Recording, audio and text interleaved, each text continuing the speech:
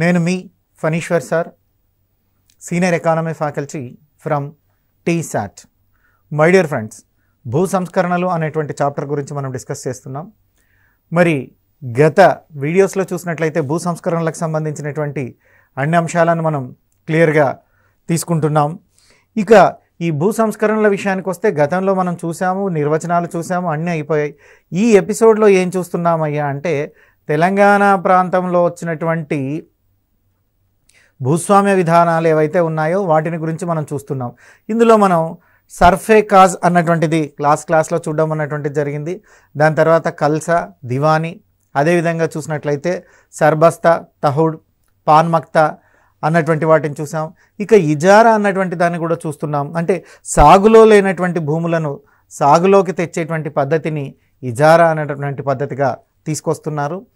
యాక్చువల్గా తెలంగాణలో భూస్వామ్య వ్యవస్థ ఏర్పడడానికి, ఆ ఫ్యూడల్ సిస్టమ్ బేస్ పడడానికి కూడా ఈ సిస్టమ్స్ ఏవైతే భూ సంస్కరణ మనం మాట్లాడుతున్నాం, భూస్వామ్య పద్ధతులు, అవి కూడా కారణాలు అవుతున్నాయి. ఇక్కడ మనం ఇజారా గురించి డిస్కస్ చేసేటప్పుడు సాగులో లేనటువంటి భూములను సాగులోకి తెచ్చేటువంటి పద్ధతిని ఇజారా అంటున్నామని మనం చదువుకున్నాం. అయితే ఎవరైతే భూములను దానంగా తీసుకున్నారో, భూస్వామ్య వ్యవస్థలో ఉన్నారో వాళ్ళని స్థానికంగా కొన్ని పేర్లతో పిలిచేటువంటి వారు. ఈ పేర్లు చాలా చాలా ఇంపార్టెంట్. మన తెలంగాణలో ప్రముఖంగా ఈ పేర్లు వినపడుతున్నాయి. ఇది కూడా మనం కొంత లాస్ట్ ఎపిసోడ్లో తెలుసుకున్నాం.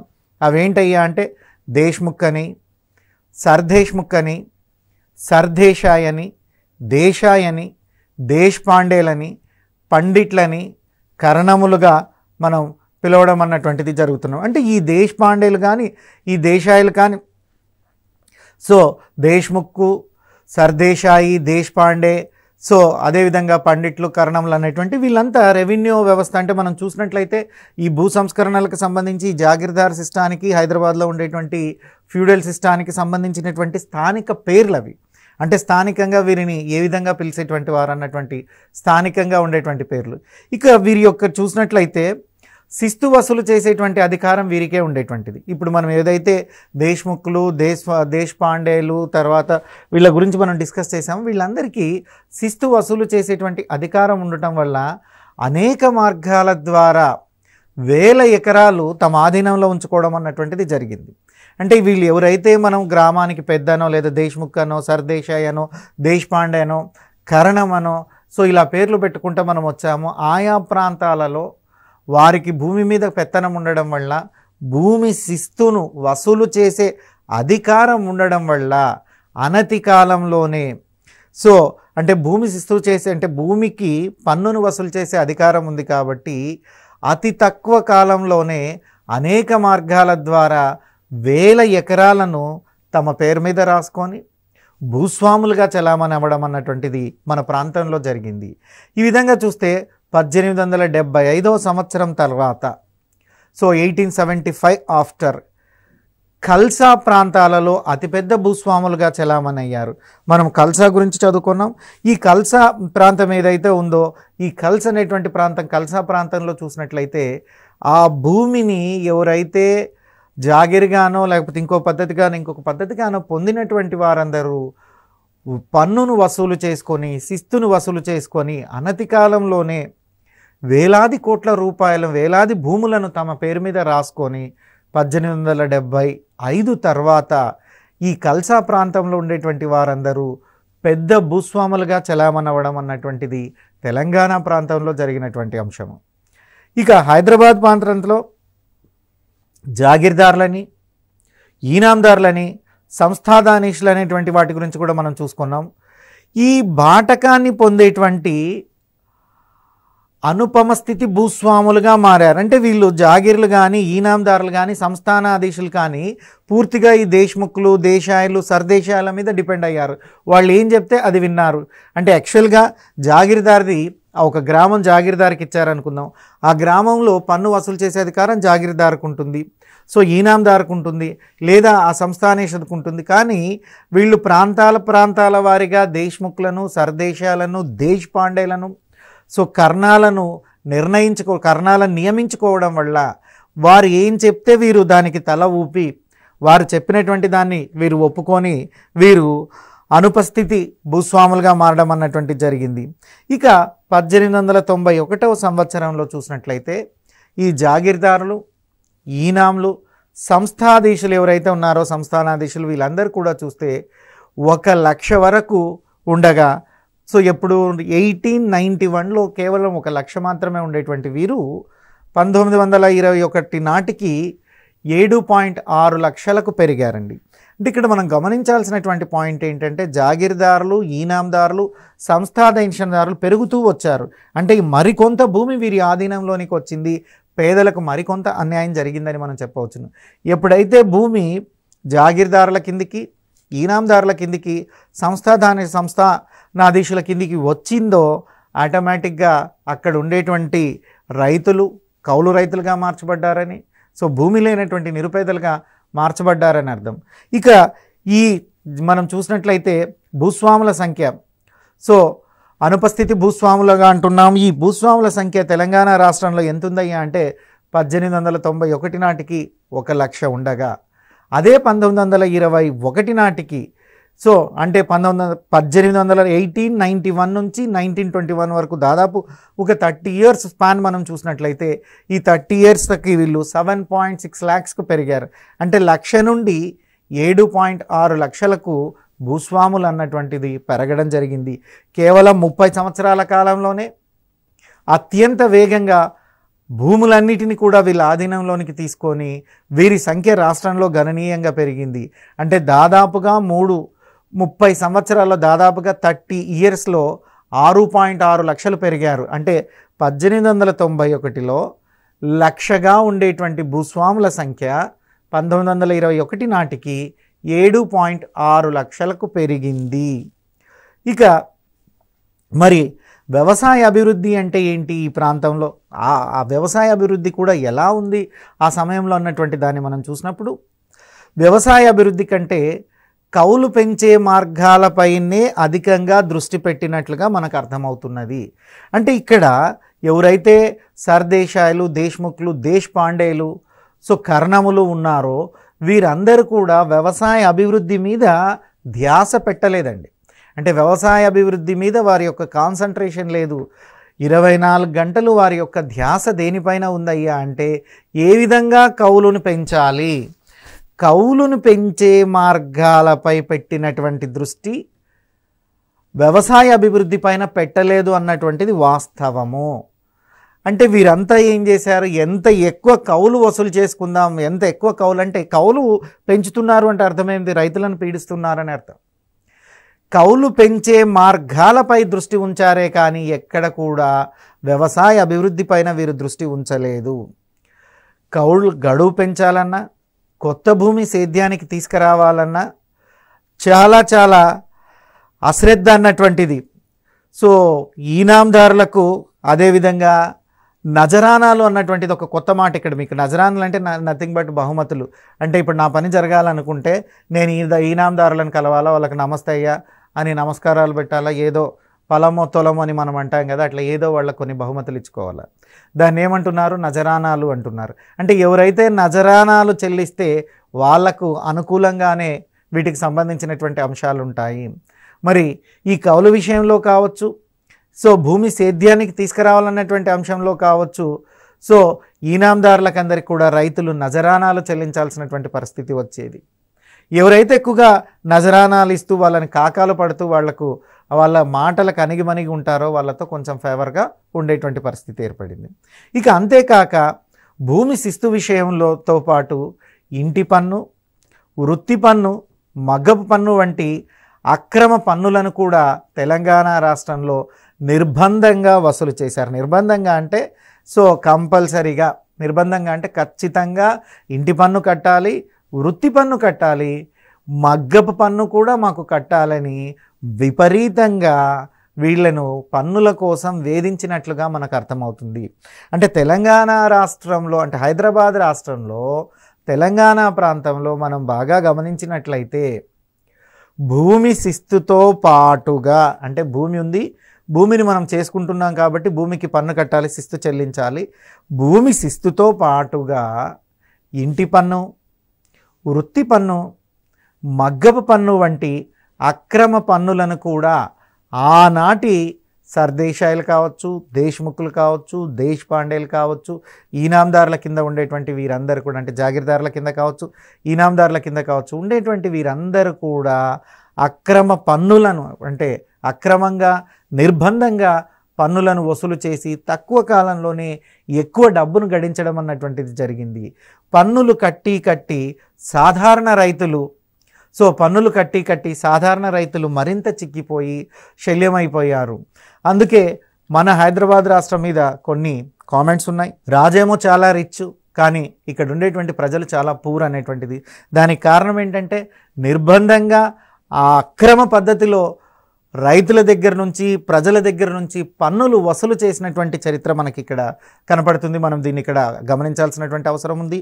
భూమి శిస్తు కట్టాలి, భూమి శిస్తు విధిస్తున్నారు. భూమి శిస్తుతో పాటుగా ఇంటి పన్ను, వృత్తి పన్ను, మగ్గపు పన్ను వంటి అక్రమ పన్నులను నిర్బంధంగా తెలంగాణ రాష్ట్రంలో, అంటే హైదరాబాద్ రాష్ట్రంలో, తెలంగాణ ప్రాంతంలో వసూలు చేసినట్లుగా మనకు అర్థమవుతుంది.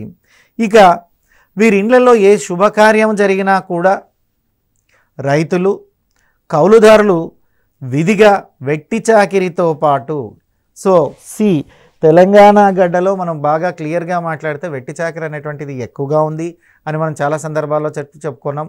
అదేవిధంగా చూసినట్లయితే కట్న కానుకలు విధిగా, అంటే ఎవరైతే ఈ భూస్వామ్య వర్గానికి చెందినటువంటి దేశ్ముఖులు, దేశపాండేలు, సర్దేశాయిలు, కర్ణాలు, వీళ్ళందరూ జాగీర్దారుల కింద, జమీందారుల కింద, భూస్వాముల కింద ఉన్నారు.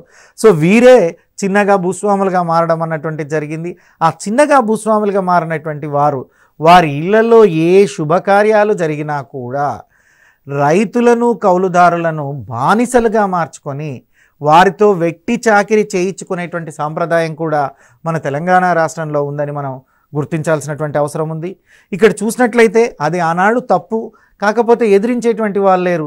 ఒకవేళ ఆ సర్దేశాయి దగ్గరనో, దేశపాండే దగ్గరనో, లేకపోతే ఈనాందార్ దగ్గరనో, జమీందారు దగ్గరనో, భూస్వాముల దగ్గరనో మనము పని చెయ్యకపోతే, వారి యొక్క సింపతి, అంటే వారి యొక్క దృష్టిలో మనం మంచిగా ఉండకపోతే మనకు భూమి ఇవ్వరేమో అనేటువంటి బాధతో రైతులు విధిగా వాళ్ళ దగ్గర వెట్టి చాకిరీ అనేటువంటిది చేసేటువంటి వారు. తెలంగాణ రాష్ట్రంలో చూసినట్లయితే ఈ అంశంలో నుంచే వెట్టి చాకిరీ, గొట్టి నౌకరీ అనేటువంటి రెండు పదాలు, ఈ రెండు కూడా తెలంగాణలో ఉండేటువంటివి. బానిసత్వానికి ఉదాహరణగా మనం వీటిని చెప్పవచ్చు. అంటే ఆనాడు జమీందారులు, భూస్వాములు సామాన్య రైతులను, కౌలుదారులను బానిసలుగా మార్చుకున్నారని చెప్పడానికి ఇది ఒక ఉదాహరణ. అంటే వెట్టి చాకిరీ చేయాలా, వాళ్ళ ఇళ్ళ శుభకార్యాలు జరిగితే ఈ రైతులు కానీ, కౌలు రైతులు కానిపోయి అన్ని పనులు చేయాలా, ఆ పనులకు ఎలాంటి వేతనం చెల్లించబడదు. వెట్టి చాకిరీ అంటే ఎలాంటి వేతనము చెల్లించకుండా చేసేటువంటి పని అని అర్థం. ఈ వెట్టి చాకిరీ చేసిన వాళ్ళ వరకు ఎవరికి కూడా డబ్బు అన్నటువంటిది, అంటే చేసిన పనికి జీతం అన్నటువంటిది ఇవ్వరు. వెట్టి చాకిరీ ఊరికే పని చేసి రావాలా. అదేవిధంగా వెట్టి చాకిరీ కాదు, వారికి కట్న కానుకలు ఇచ్చుకోవాలి. కట్నాలు, కానుకలు విధిగా చెల్లించాల్సినటువంటి పరిస్థితి వచ్చిందంటే ఇది తెలంగాణలో కౌలు రైతులను, సామాన్య ప్రజలను దోపిడీ చేశారన్నటువంటి దానికి సాక్షిభూతమైనటువంటి సత్యం. మరి ఇక్కడ చూసినట్లయితే ఎప్పుడైతే కట్న కానుకలు విధిగా చెల్లించాల్సి వచ్చేదో రైతులు ఇబ్బంది పడ్డం అన్నటువంటిది జరిగింది. ఇక ఫలవృక్షాలు, చింత చెట్లు, వీటిలో అంటే అడవిలో ఎలాంటి ఎలాంటి పంట పండించకుండా సహజ సిద్ధంగానే అడవిలో కొన్ని ఫలాలు వస్తాయండి. ఫర్ ఎగ్జాంపుల్ సీతాఫల చెట్లు. మీరు అడవిలో చూసినట్లయితే సీతాఫల చెట్లన్నీ వరుసగా ఉంటాయి, చింత చెట్లు కూడా వరుసగా ఉంటాయి. ఈ సీతాఫల చెట్లు కావచ్చు, చింత చెట్లు కావచ్చు, వీటి నుంచి సహజ సిద్ధంగానే చింతపండు వస్తుంది, సీతాఫలాల నుంచి ఫలాలు వస్తాయి. ఇవి ఎవరికీ చెందినటువంటివి కాదు, అడవిలో అలా పెరిగిపోయి ఉంటాయి. మరి వీటికి సంబంధించినటువంటి విషయంలో చూసినట్లయితే వీళ్ళందరూ కూడా ఇవన్నీ కూడా జమీందారుల యొక్క, ఈనాందారుల యొక్క ఆస్తులుగా భావించేటువంటి వారు. అంటే అడవిలో ఉన్నాయి, అడవిలో కాచినటువంటి చింత చెట్టు అయితేనేమి, ఫల వృక్షాలు, ఉదాహరణకు సీతాఫలం, ఇంకో ఫలం ఏదో ఫలాలు ఇచ్చేటువంటి వృక్షాలను కానీ చింత చెట్లను కానీ సామాన్య రైతులు కానీ, కౌలుదారులు కానీ ముట్టుకోవడానికి వీలు ఉండేది కాదు. ఖచ్చితంగా జమీందారుల ఆస్తిగానే భావించాలి, భూస్వాముల ఆస్తిగానే వాటిని భావించాలి, అవి భూస్వాములకే చేర్చాలి. కానీ సామాన్య జనానికి వాటి మీద హక్కు ఉండేది కాదు. ఆ ఫళ్ళను వాళ్ళు ఆరగించే వాళ్ళు కాదు. ఆ చింతపండుతో వారు వ్యాపారం చేసేటువంటి పరిస్థితి కూడా లేదు. ఆ ఫలవృక్షాలైతేమి, చింతపండు అయితేమి మొదలగు వాటిని అన్నిటినీ కూడా భూస్వాములకే అందించేటువంటి వ్యవస్థ ఆనాడు నడిచింది. అంటే అవి భూస్వాముల యొక్క ఆస్తిగా భావించాలన్నటువంటిది ప్రజల్లో తీసుకొని వెళ్ళారు. ప్రజలు కూడా అలాగే భావించారు. అంటే సహజ సిద్ధంగా ప్రకృతి సహజంగా పండినటువంటి పంటల్లో కూడా రైతులకు హక్కు లేకుండా ఆ అడవిలో పండినటువంటి పంట కూడా జమీందార్కి లేదా భూస్వాములకో లేదా దేశ్ముఖులకో సర్దేశాయులకో చెందినటువంటిదిగా భావించడం వల్ల రైతులు ఇంకా వెనకబడతనానికి గురయ్యారని చెప్పవచ్చును. ఇక వీరి దోపిడీ వల్ల రెవెన్యూ ఆదాయం ఎంతుందయ్యా అంటే 8 కోట్లుగా ఉందండి. అంటే వాస్తవానికి ఈ దేశముఖులు సర్దేశాలు ఎవరైతే మీడియేటర్స్ మధ్యవర్తులు ఉన్నారో భూస్వాములు, వీరంతా ప్రభుత్వానికి ఏమైనా కడుతున్నారా అంటే లేదు. వారు ప్రభుత్వానికి కూడా పూర్తిగా శిస్తు చెల్లించట్లేదు. ప్రజల దగ్గర నుంచి విపరీతంగా శిస్తుని లాక్కోవడం అన్నటువంటిది జరుగుతూ ఉంది. సో మరి ఎంతుందయ్యా రెవెన్యూ దోపిడీ అంటే హైదరాబాద్ రెవెన్యూ ఆదాయం 8 కోట్లుగా ఉందండి. ఆనాడు 8 కోట్లు అంటే సామాన్యమైనటువంటి విషయం కాదు, చాలా పెద్ద అమౌంట్గానే మనం భావించవచ్చును. ఇక 110 మంది జమీందారులు జాగీర్దారుల ఆదాయం చూసినట్లయితే దాదాపు 10 కోట్ల కంటే ఎక్కువగా ఉందండి. రాష్ట్రంలో 110 మంది జమీందారులు అంటే చాలామంది జమీందారులు ఉన్నారు. ఇక్కడ మనం 10 కోట్ల కంటే ఎక్కువగా ఆదాయం ఉండేటువంటి జమీందారుల గురించే మనం మాట్లాడుతున్నామండి. 110 మంది జమీందారులు లేదా జాగీర్దారులుగా పిలువబడేటువంటి భూస్వాములకు 10 కోట్ల కంటే ఎక్కువగా ఆదాయం ఉండేటువంటి పరిస్థితి తెలంగాణ రాష్ట్రంలో ఉంది. మరి ఆనాడు 10 కోట్లు అంటే సామాన్యమైనటువంటి విషయం కాదు. మరి నిజాం జారీ చేసినటువంటి ఫర్మానాలు చూసినట్లయితే నిజాం నవాబ్ గారు ఒక ఫర్మానా జారీ చేశారండి ఈ అంశానికి సంబంధించి. అంటే పన్నులు ఎట్లా చెల్లించాలి, భూమి ఎవరి చేతులు ఉంటుంది, వీరికి అన్నటువంటి వారు ఒక ఫర్మానా జారీ చేయడం అన్నటువంటి జరిగింది. ఈ ఫర్మానాలో చూసినట్లయితే 82 రకాల అక్రమ నిర్బంధ వసూళ్లు ఉండేటివని తెలుస్తుందండి. అంటే నిజాం నవాబు గారు జారీ చేసినటువంటి ఫర్మానాలో 82 రకాల అక్రమ నిర్బంధ వసూళ్లు ఉండేటివని మనకు అర్థమవుతుంది. అంటే 82 రకాలుగా అక్రమంగా ఆనాడు ప్రజానికాన్ని, రైతాంగాన్ని, కౌలు రైతులను నిర్బంధించి పన్నులు వసూలు చేసుకున్నారని మనం అర్థం చేసుకోవాల్సినటువంటి అవసరం ఉంది. ఇకపోతే కుల, మత, వయసు, స్త్రీ, పురుష ఇలాంటి భేదాలతో సంబంధం లేకుండా ఎవరి చేతనైనా వెట్టి చాకిరి అన్నటువంటిది ఈ ప్రాంతం మొత్తం వ్యాపించి ఉందని మనం ఈ సందర్భంగా చెప్పవచ్చును. అంటే ఆనాడు భూస్వాములందరూ కూడా సామాన్య జనాన్ని కులంతో సంబంధం లేదు, మతంతో సంబంధం లేదు, వయస్సుతో సంబంధం లేదు, అయ్యో నువ్వు ఆడబిడ్డవా స్త్రీవా అన్నటువంటి జాలి దయ లేదు. పురుషుడునైనా స్త్రీ అయినా ఎవరైనా కానీ వయసుతో సంబంధం లేకుండా, కులంతో సంబంధం లేకుండా, మతంతో సంబంధం లేకుండా ఖచ్చితంగా భూస్వాముల దగ్గర వెట్టి చాకిరి చేయాల్సిందే. వెట్టి చాకిరి ప్రాంతంగా వ్యాపించి ఉండాల్సిందే. అంటే తెలంగాణలో చాలా మటుకు గ్రామీణ ప్రాంతాలు వెట్టి చాకిరికి అలవాటు పడ్డాయి, వెట్టి చాకిరిగా మారాయి. అంటే జమీందారు ఇంటికి పోవడం, ఏదో పని చేయడం, పొద్దు నుంచి సాయంత్రం వరకు పని చేయడం, ఏదో వాళ్ళు నా పెడితే 4 గింజలు తినడం, లేకపోతే లేదు ఆకలై వారు పెట్టేంతవరకు ఎదురు చూసి ఆ పెట్టే ఒక్క ముద్ద అన్నం కోసమే ఆనాడు రైతాంగం వెట్టి చాకిరిగా మారారు అన్నటువంటి విషయాన్ని మనం ఇక్కడ అర్థం చేసుకోవాలి. ఇక ఫ్యూడల్ విధానంలో తెలంగాణ రాష్ట్రం అంతా ఉండింది అని మనం మాట్లాడుతున్నాం. ఈ ఫ్యూడల్ విధానంలో చూసినట్లయితే ఈ దోపిడీ వడ్డీ వ్యాపారం నిర్బంధంగా, అంటే ఎలాంటి ఇక్కడ వడ్డీ వ్యాపారం జరిగింది. వడ్డీ వ్యాపారం ద్వారా కూడా తెలంగాణలో ఫ్యూడల్ వ్యవస్థ సామాన్య ప్రజానాన్ని మోసం చేసింది. ఇది పాయింట్ అండి. అంటే దోపిడీలు జరిగాయి, వడ్డీ వ్యాపారాల్లో కూడా అక్రమ వడ్డీ దోపిడీ జరిగింది.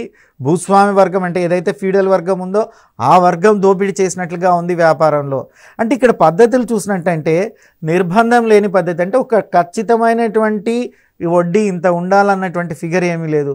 ఆనాటి పరిస్థితిని బట్టి, అప్పుడు తీసుకునేవాడిని బట్టి, ఇచ్చేవాడిని బట్టి వడ్డీ నిర్ణయించడం అన్నటువంటిది జరిగింది. ఇక దీనివల్ల ఏం చేసినట్లయితే రాష్ట్రంలో ఆర్థిక మాంద్యం అన్నటువంటిది పెరిగిపోయిందండి. అంటే ఇష్టం వచ్చినటువంటి 20 రూపాయలు 30 రూపాయలు వడ్డీలకు ఇవ్వడం, వడ్డీలు తీసుకోవడం, అంటే ప్రజలను పీడించి ఇంత వడ్డీ కడితేనే ఇస్తా, ఇలా వడ్డీ ఇంత మినిమం ఇంత వడ్డీ అని వడ్డీ వ్యాపారస్తులు రాబందుల్లాగా పీక్క తినడం అన్నటువంటిది కూడా తెలంగాణ ప్రాంతంలో మనకు కనపడుతుంది.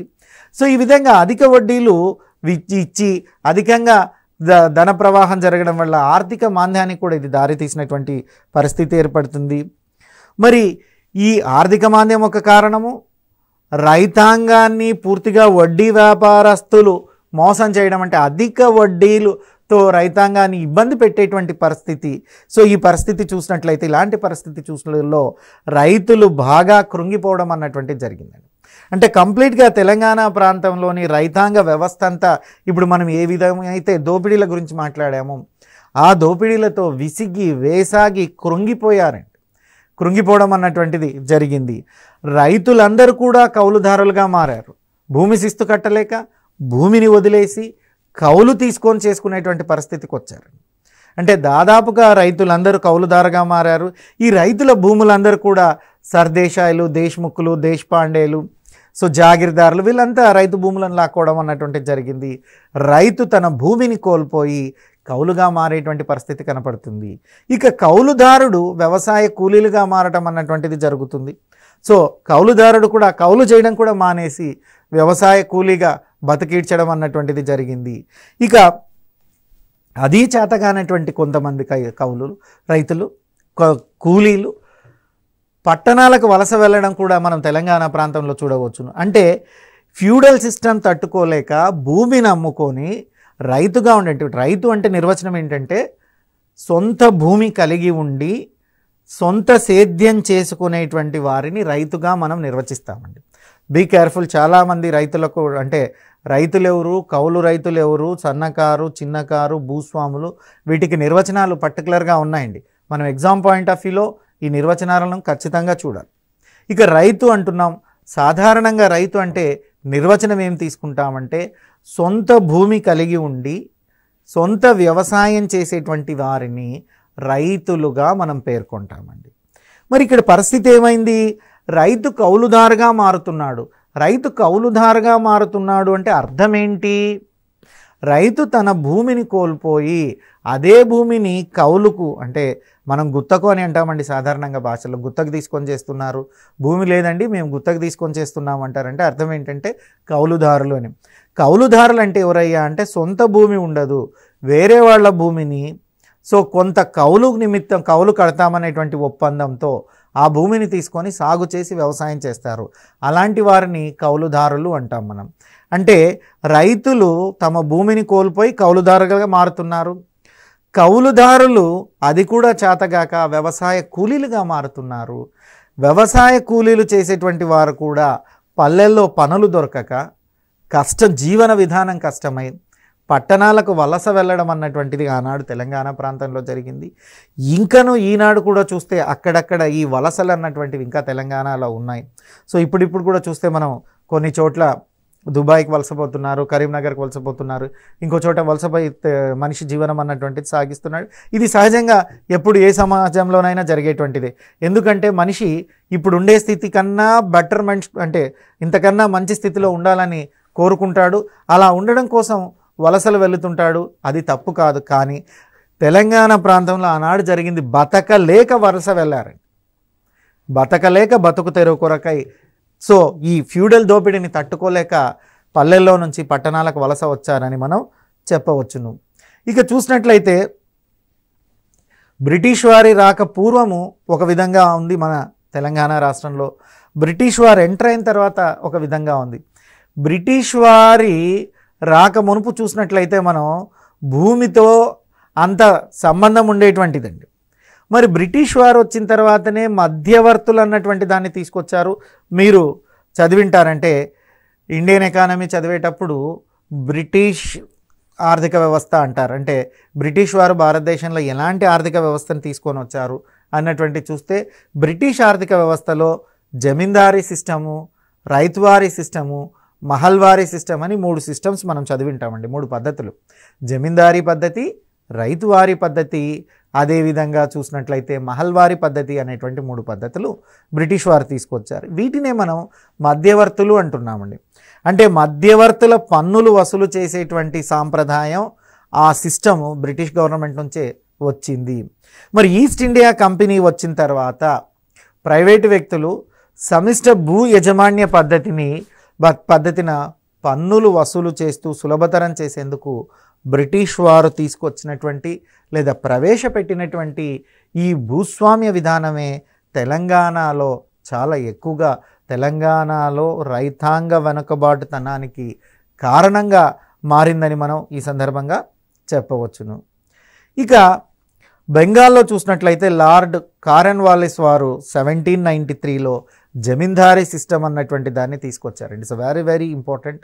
1793లో కార్న్వాలిస్ జమీందారీ సిస్టాన్ని తీసుకొని వచ్చాడు. ఈయన ఫస్ట్ బెంగాల్లో దీన్ని తీసుకురావడం అనేటువంటిది జరిగిందండి. ఇది వంశపార్యపర్యంగా కొనసాగింది. ఈ జమీందారులే వివిధ పేర్లతో దేశమంతా పిలువబడుతున్నారు. మనం చూసాం, మన దగ్గర జాగీర్దారులని, ఈనాందారులని, అదేవిధంగా చూసినట్లయితే ముఠాదారులు అని కూడా అంటారండి. సో గుత్తేదారులు, ముఠాదారులు, ఏ పేరేదైనా కూడా వీరంతా కూడా ప్రభుత్వానికి రైతులకు మధ్యవర్తిగా వ్యవహరించినటువంటి వారు. ఈ పద్ధతిలో ఏముండేదంటే జమీందార్ అంటే కొంత జమీన్ అంటే గ్రామము లేదా కొంత ప్రాంతం అనేటువంటి అర్థం అండి. ఈ జమీన్కి ఎవడు అధిపతి అవుతారో వారిని జమీందారు అని పిలిచేటువంటి వారు. మరి జమీన్లో నివసించేటువంటి రైతులందరూ కూడా ఎక్కడ పన్ను తీసుకోవాలి, ఎక్కడ ప్రభుత్వానికి పన్ను చెల్లించాలంటే అది జమీందారుకే చెల్లించాలి. జమీందారు అందరి దగ్గర కలెక్ట్ చేసుకోపోయి ప్రభుత్వానికి ఎంత మాట్లాడుకున్నాడో అంత మొత్తాన్ని జమీందారు ప్రభుత్వానికి చెల్లించేవాడు. మిగిలిందంతా కూడా జమీందారుకే మిగిలింది. ఇక తర్వాత చూసినట్లయితే మహల్వారీ సిస్టమ్ అంటున్నారు. ఈ మహల్వారీ విధానంలో భూమి మొత్తం గ్రామానికే చెందినట్టుగా భావించినప్పటికీ మహల్వారీ విధానంలో భూమి మొత్తాన్ని గ్రామానికి చెందినదిగా భావించి దానిపైన శిస్తు వసూలు చేసే అధికారం గ్రామానికి ఇస్తారు. మహల్ అంటే కూడా గ్రామం అండి. మహల్వారీ గ్రామానికంటే గ్రామ పెద్దలు పన్నులను నిర్ణయించి వసూలు చేసి బ్రిటిష్ వారికి కట్టి వీరు కొంత తీసుకుంటారు. అయితే వాస్తవానికి ఏముంది, బ్రిటిష్ వారికి కట్టదమ్మడం కన్నా వీరు తీసుకునేటువంటిదే ఎక్కువగా ఆ రోజుల్లో ఉండేది. సో మరి ఇక్కడ రైతులకు వ్యక్తిగతంగా సమిష్టిగా ప్రభుత్వానికి భూమి శిస్తు కట్టే బాధ్యత కలిగి ఉండరు. ఈ మహల్వారిలో రైతులు డైరెక్ట్గా ప్రభుత్వానికి, అంటే ఈ 3 మధ్యవర్తి సిస్టాల్లో మధ్యవర్తుల విధానాలలో రైతులు నేరుగా ఎప్పుడు కూడా ప్రభుత్వానికి శిస్తు చెల్లించరు. ఎవరికి శిస్తు చెల్లిస్తారయ్యా అంటే ఎవరైతే మధ్యవర్తులుగా ఉన్నారో వారికి శిస్తు చెల్లించడం అన్నటువంటిది జరుగుతుంది. జమీందారీ వ్యవస్థలో జమీందారు మధ్యవర్తి, మహల్వారీ వ్యవస్థలో గ్రామ పెద్దలు మధ్యవర్తులుగా వ్యవహరిస్తున్నారు. ఇక రాయలసీమ లేదా సీడెడ్ జిల్లాల్లో అంటే మద్రాసు ప్రాంతంలో థామస్ సర్ మన్రో అనేటువంటి వారు 1807లో రైతువారీ సిస్టమ్, రైతువారీ పద్ధతి అన్నటువంటి దాన్ని తీసుకురావడం అన్నటువంటిది ప్రవేశపెట్టారు. భూమి దున్నే రైతుకు పట్టాలిచ్చి, అంటే ప్రభుత్వానికి రైతుకు మధ్యవర్తులు ఉండరు. ఈ రైతువారీ సిస్టంలోనే, అంటే మద్రాస్ ప్రాంతంలో ప్రవేశపెట్టబడినటువంటి రైతువారీ పద్ధతిలో నేరుగా ప్రభుత్వము రైతుల దగ్గర నుంచే పన్నులు తీసుకునేటువంటి పద్ధతి ఉండేదండి. దున్నే రైతుకు పట్టాలిచ్చి అతను పన్ను కట్టినన్ని రోజులు భూమి అతడికే ఉంటుంది. పన్ను కట్టనప్పుడు ప్రభుత్వం జప్తీ చేసేటువంటి విధానంలో ఈ రైతువారీ సిస్టమ్ అన్నటువంటిది ఉండేది. ఇది ఇక మనం ఈ ఎపిసోడ్లో చూసినట్లయితే వీటి గురించి మనం క్లియర్గా తెలుసుకుంటున్నాం. వేటి గురించి ఈ ఎపిసోడ్లో మనం చూస్తున్నామయ్యా అంటే తెలంగాణ ప్రాంతంలో భూస్వామ్య విధానాలు ఎలా ఉండేవి అన్నటువంటి దాన్ని చూసాం. దాంట్లో దేశ్ముఖ్లు, దేశాయలు, పండిట్లు, కర్ణాలు చాలా తక్కువ కాలంలోనే అత్యధికంగా డబ్బును సంపాదించి వేల కోట్ల విలువైనటువంటి భూములను, వేల ఎకరాలను వారి పేరు మీద రాసుకొని ప్రజలకు, సామాన్య ప్రజానికానికి అన్యాయం చేసినట్లుగా మనం చూస్తున్నాం. ఇక అదేవిధంగా చూసినట్లయితే వీరు ఎంతున్నారంటే హైదరాబాద్ రెవెన్యూ 8 కోట్లు వీళ్ళ చేతిలోనే ఉంది. హైదరాబాద్ రాష్ట్రం మొత్తం చూసినట్లయితే 110 మంది జమీందారులు ఆనాడే 10 కోట్ల కంటే ఎక్కువ ఆదాయాన్ని కలిగి ఉన్నట్లుగా మనకు తెలుస్తుంది. ఇక ఫ్యూడల్ సిస్టంలో వడ్డీ వ్యాపారులకు కూడా ప్రముఖ భాగం ఉంది. వీరు కూడా అధిక వడ్డీలతో ప్రజలను విసిగించి పీడించినట్లుగా మన తెలంగాణ చెప్తుంది. ఇక తెలంగాణలో చూసినట్లయితే వెట్టి చాకిరి, గొట్టి నౌకర్ అనేటువంటి 2 ఉన్నాయి. వాటి గురించి కూడా తెలుసుకున్నాం. ఇక బ్రిటిష్ విధానాల్లో zamindari system, mahalwari system, ryotwari system మూడింటి గురించి తెలుసుకున్నాం. ఇక రాబోయే ఎపిసోడ్లో హైదరాబాద్ ప్రాంతంలో కౌలు విధానాల గురించి తెలుసుకుందాం. Thank you. మీ ఫణీశ్వర్ సార్ ఫ్రమ్ TSAT.